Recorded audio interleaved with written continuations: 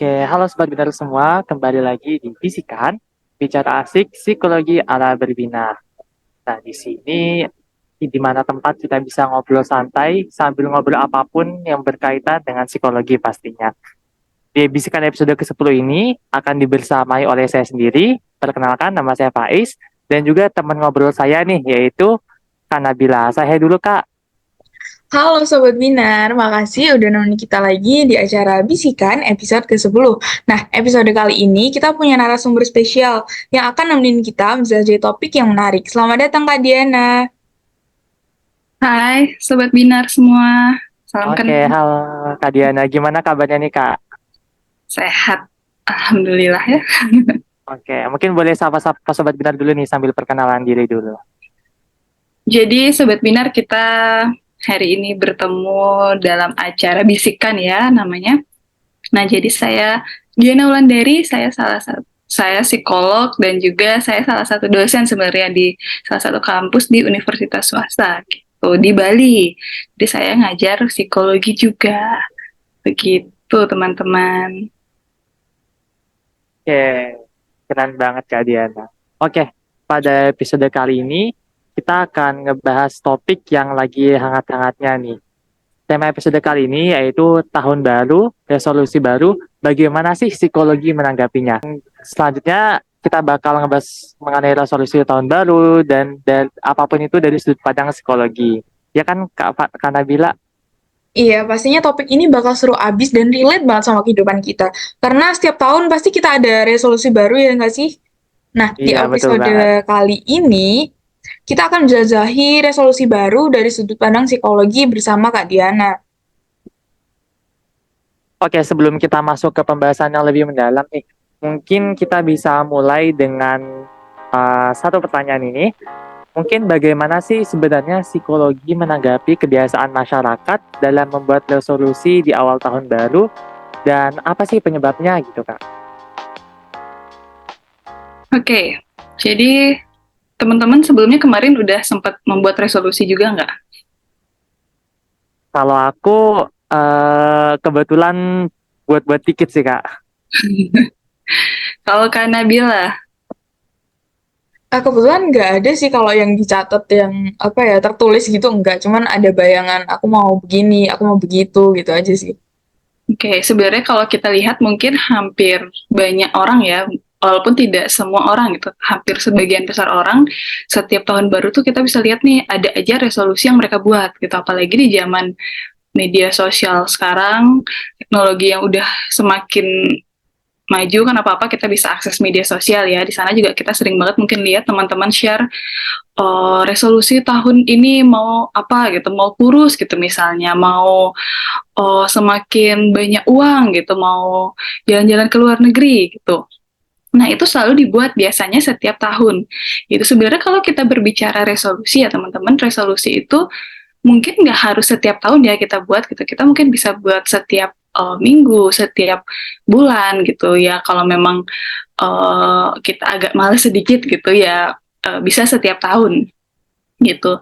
Nah, kalau dari beberapa penelitian ya dikatakan kenapa sih orang-orang tuh buat resolusi gitu.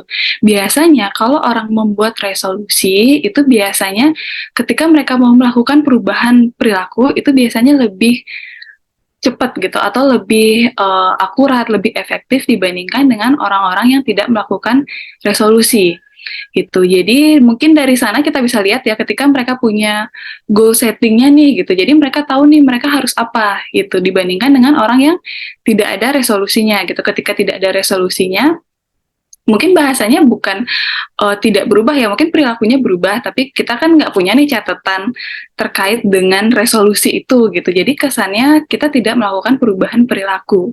Begitu sih biasanya ya. Kalau teman-teman kemarin gimana?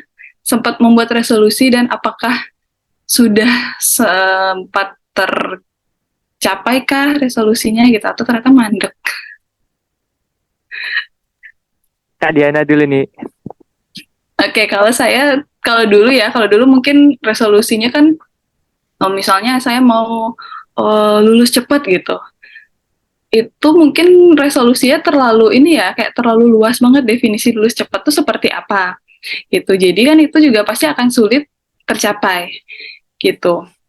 Nah, seringnya dulu tuh saya buat resolusi tuh yang kayak terlalu terlalu hayalan banget gitu, terlalu luas banget gitu. Jadi seringnya tidak tercapai. Begitu.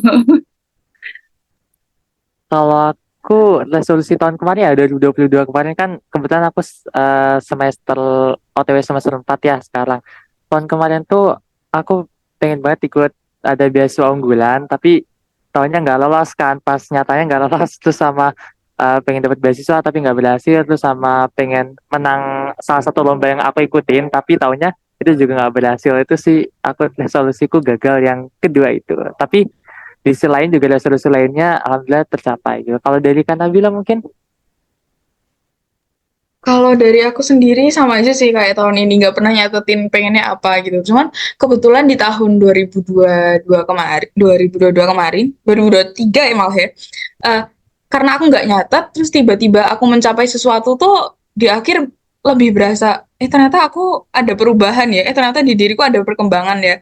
Soalnya kalau aku mikirnya gini, kalau misal aku nulisin harapanku tuh kadang ada rasa takut juga, takut nggak bisa, terus takut tertekan juga. Jadi lebih ke dan di samping males juga ya nulisnya suka kelupaan gitu jadi ya udah nggak ditulis terus di akhir malah tiba-tiba ternyata udah mencapai banyak hal ya di tahun ini gitu.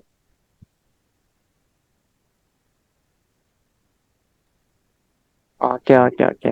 Berarti intinya dari penyebab kenapa sih kita membuat resolusi itu karena adanya keinginan untuk kita tuh bisa berubah dan juga menjadi yang lebih baik gitu ya Kak Diana ya.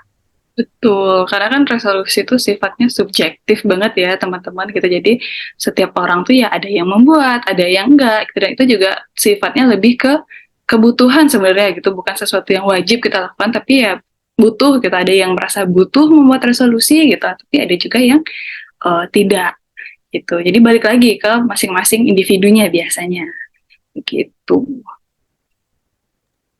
Oke, mungkin dari Kak Nabila. Oke, mungkin kita bisa lanjut ke pertanyaan selanjutnya ya. Nah, kira-kira nih apa ada pola perilaku atau tren tertentu yang sering muncul dalam pembuatan resolusi di setiap awal tahunnya? Jadi mungkin karena lagi ngetren ini, terus orang-orang bikin resolusi yang begini kayak gitu.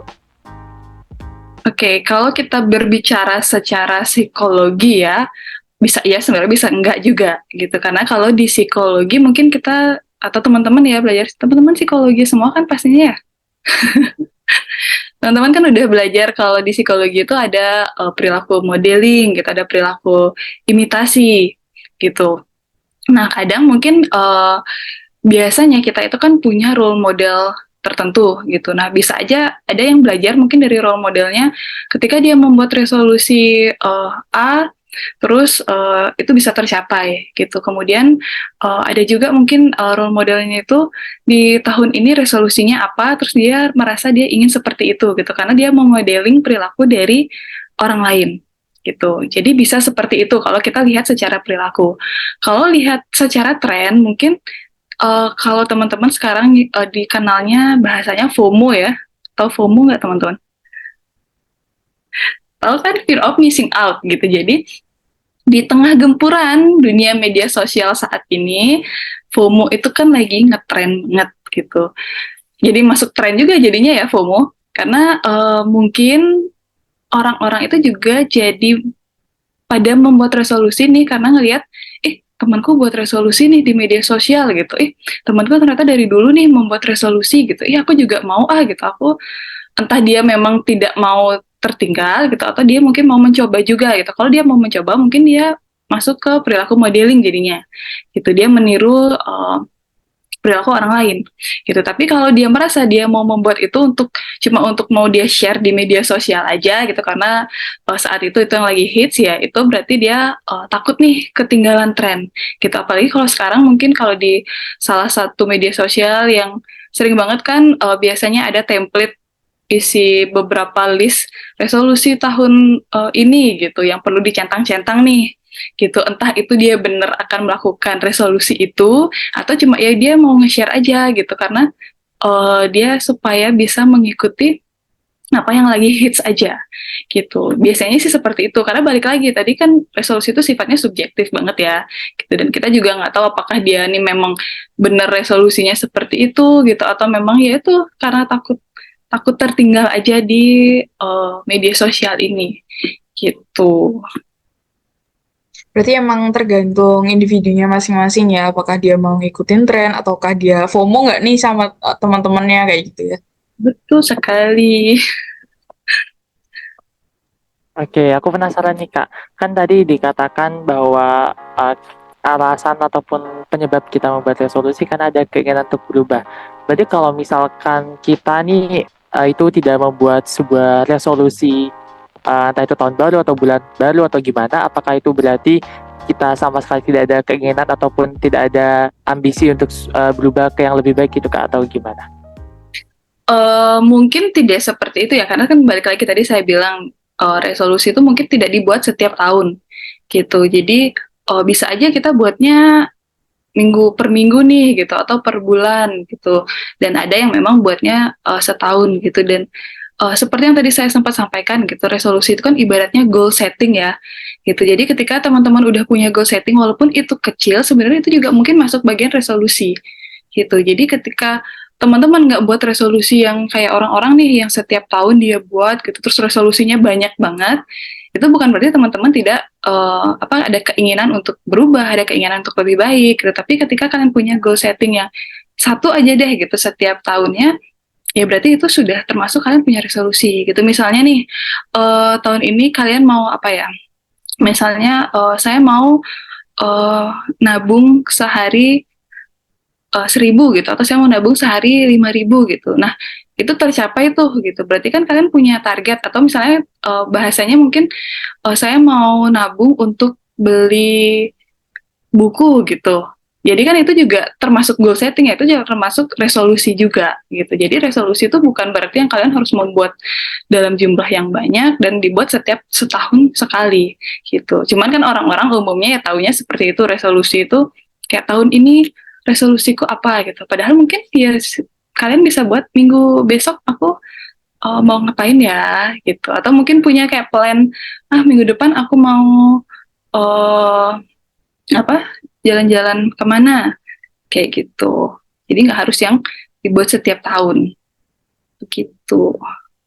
Oke, berarti event itu sekedar keinginan besok mau tujuannya mau ngapain, mau dapetin apa itu udah termasuk resolusi ya Kak ya?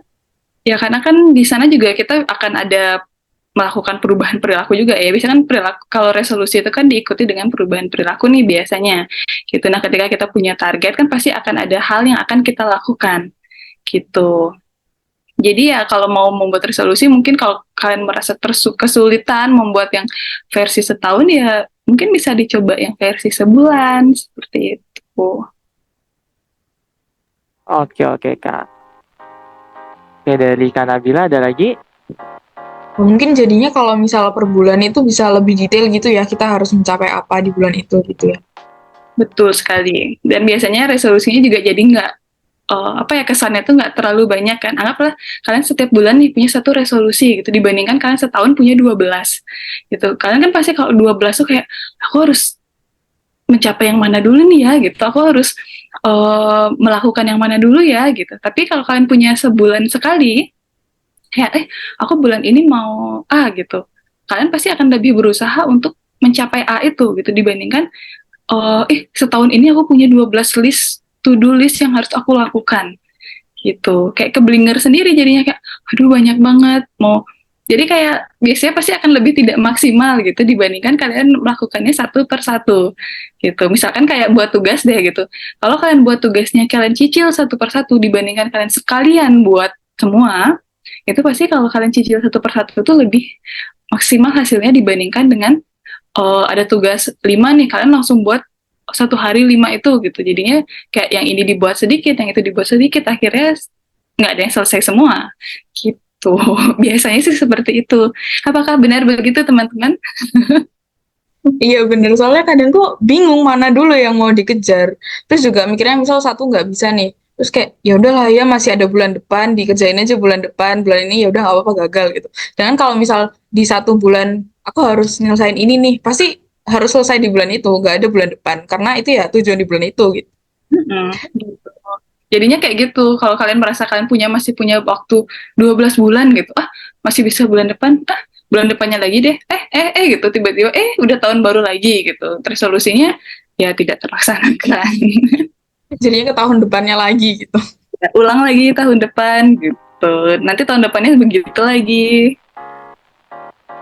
Kalau dari sudut pandang psikologi sendiri, kira-kira untuk mewujudkan resolusi-resolusi tadi, ada cara tersendirinya atau enggak?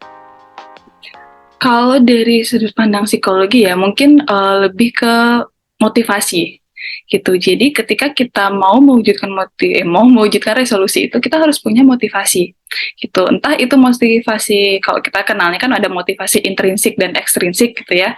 Jadi ada motivasi dari dalam diri ataupun dari luar diri gitu. Tapi kalau kita tidak punya motivasi itu akan sulit gitu. Entah itu motivasi, jangan deh motivasi dari luar, dari diri sendiri dulu gitu kan, itu yang paling penting ya gitu, karena yang menjalani kita, kemudian itu resolusinya punya kita gitu. Kalau misalkan resolusi tercapai dan tidak kan, kita yang merasa apakah kita akan dirugikan atau enggak gitu. Jadi kalau memang kita mau resolusi kita tercapai, ya kita harus menguatkan motivasi kita gitu. Kalau merasa bahwa aku butuh bantuan nih dari orang lain gitu, butuh social support gitu untuk mewujudkan target-targetku, ya berarti kalian harus mencari bantuan itu. Kalau merasa memang motivasi intrinsik, motivasi dari dalam diri sendiri itu dirasa tidak akan maksimal gitu. Jadi itu yang perlu kita miliki gitu ketika kita punya resolusi. Dan konsistensi juga gitu. Jadi konsisten untuk melakukannya gitu. Kalau cuma sekedar buat resolusi terus tidak termotivasi untuk mencentang to-do list itu, ya sama aja gitu. Sama aja kan cuma buat goal setting yang ya udah deh gitu, tercapai ya udah, enggak ya udah gitu. Jadi kayak pasrah aja jadinya. Gitu.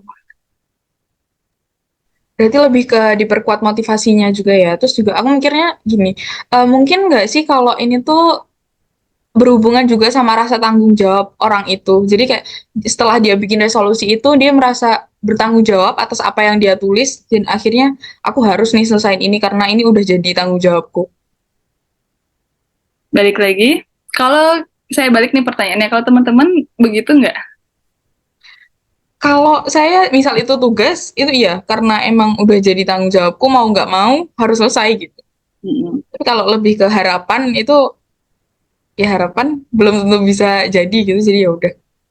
Kalau Kak Faiz, Kalau dari aku sama sih, sama kayak Kak Nabila. So kalau emang udah tanggung jawab, kayak pilihanku kan untuk kuliah, itu kan udah salah satu pilihanku untuk organisasi itu pilihanku ikut magang itu pilihanku. Ketika ada tugas tuh udah jadi tanggung jawabku sendiri, dan itu kayak harus aku selesaikan. Tapi kalau misalkan kayak harapan kayak bisa nih, semoga bisa 1 juta 1 bulan gitu, atau mungkin kayak dapat motor tahun ini, atau beli HP tahun ini atau gimana, itu kayak aku ngerasa kayak ya udah sekedar harapan semoga bisa tercapai, tapi gak ada konsistensi untuk bisa benar-benar ngejar-ngejarnya tuh kayak nggak ada gitu, kayak masih kurang gitulah. oke, berarti bisa kita lihat, maksudnya dari resolusi pun sifatnya bisa subjektif juga ya.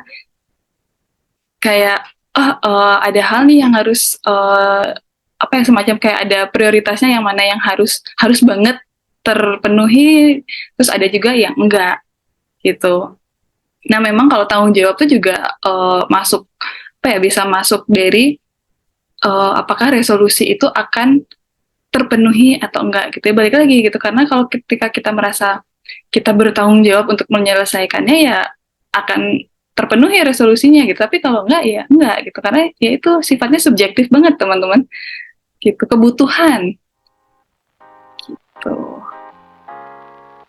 Oke, oke. Nah, ini berkaitan dengan pertanyaan tadi juga jawaban kakak mengenai motivasi dan juga tanggung jawab ya. Gimana sih cara agar kita tuh bisa tetap termotivasi dan juga memiliki tanggung jawab yang kuat, dan untuk bisa fokus menyelesaikan ataupun menggapai resolusi-resolusi yang sudah kita buat selama 12 bulan setelah ini. Oke, mungkin kalau seperti itu kita akan membahas tentang gimana sih cara membuat resolusi gitu kali ya, supaya resolusinya bisa terwujud juga. Jadi, yang perlu teman-teman perhatikan yang pertama itu adalah ketika teman-teman mau membuat resolusi, resolusi itu sebaiknya hanya membuat sedikit resolusi. Gitu. Ibaratnya mungkin kalian cuma membuat 1 atau 2 resolusi. Gitu. Kenapa demikian?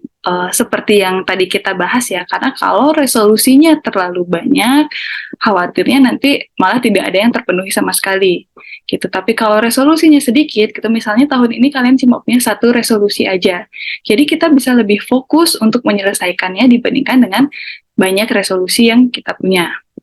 Gitu. Kemudian kalau berbicara resolusi juga resolusi itu kan tujuan ya, atau goals kita mau apa gitu. Sebaiknya kita berusaha untuk mencapai tujuan kecilnya dulu gitu. Misalnya kayak tadi nggak usah deh yang saya mau pergi keliling dunia gitu.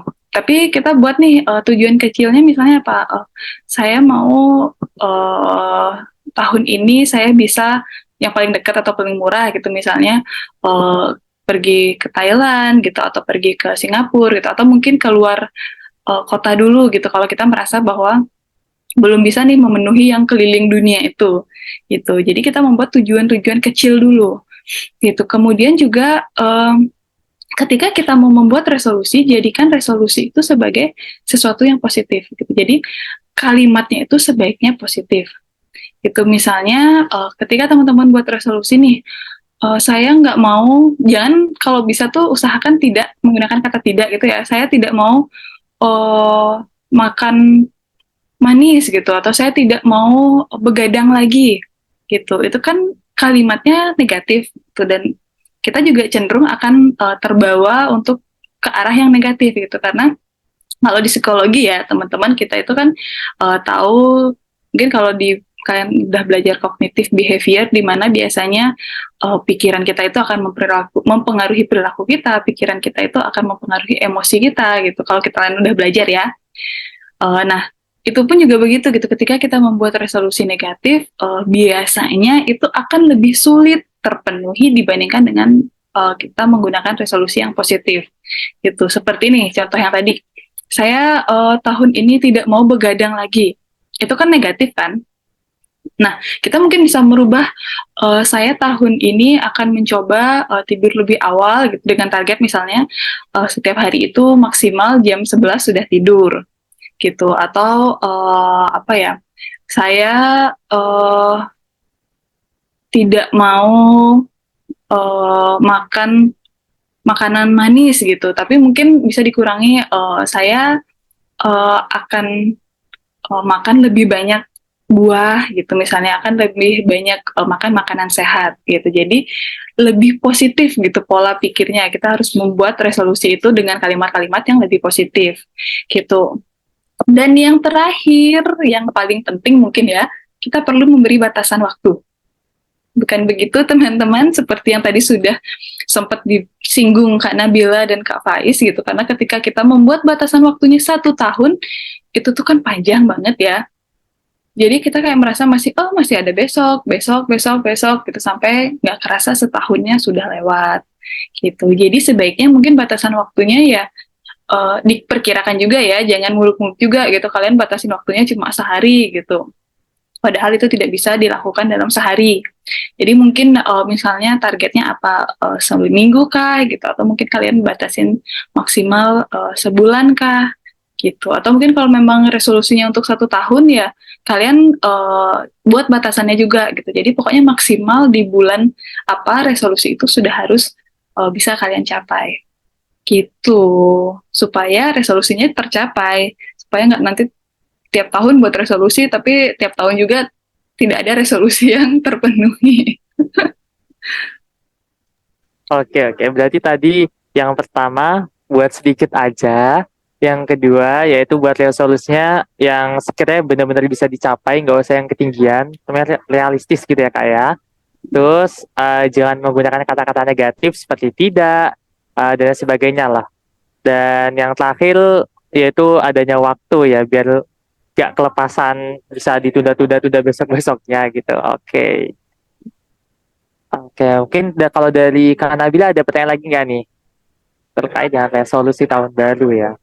Kalau dari aku kayaknya udah cukup sih, udah sangat termotivasi banget buat apa yang harus aku capai di tahun ini. Udah mulai merubah resolusinya nggak? Mungkin ada banyak yang dikurangin ya biar lebih realistis gitu. Iya bener banget. Kadang tuh kalau emang kebanyakan tuh kayak udah bingung mau ngapain dulu nih, mau yang mana dulu gitu. Apalagi nggak ada batasan waktu ya. Jadi kayak bingung prioritasnya yang mana gitu. Soalnya kita kayak jangankan resolusi ya, ketika kita buat to-do list sehari-hari deh gitu. Kalau satu hari ini kita listnya banyak banget, jadi kadang bingung juga kan mau ngerjain yang mana dulu gitu. Mau ngerjain yang ini nanti yang satu nggak kesentuh, mau ngerjain yang satu nanti yang satu lagi juga ngerasanya butuh gitu. Jadi ya begitu kalau terlalu banyak.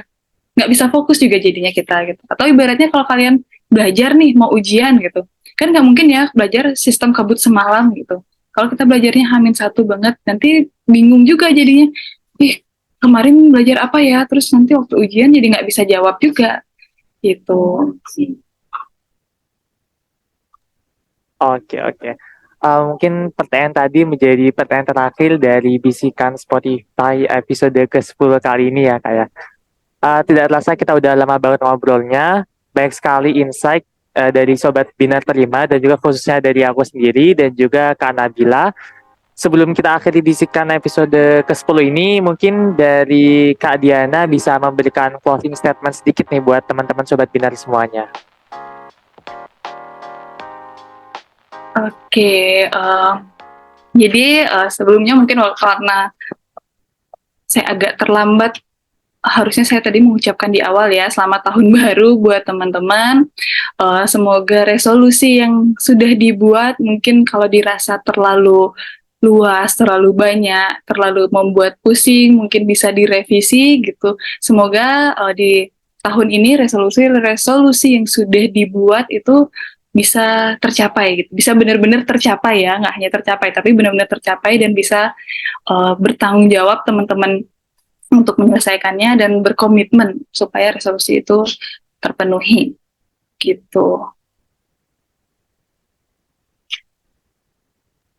Oke, jadi itu tadi closing statement dari Kak Diana yang cukup memotivasi ya, Kak Faiz. Iya, betul banget. Oh ya, sebelum benar-benar selesai ini ada sedikit informasi buat Sobat Binar semuanya. Mungkin boleh diberitahukan Kak Nabila. Oke, Sobat Binar tahu nggak sih kalau berbinar tuh punya banyak layanan yang bisa banget Sobat Binar cobain.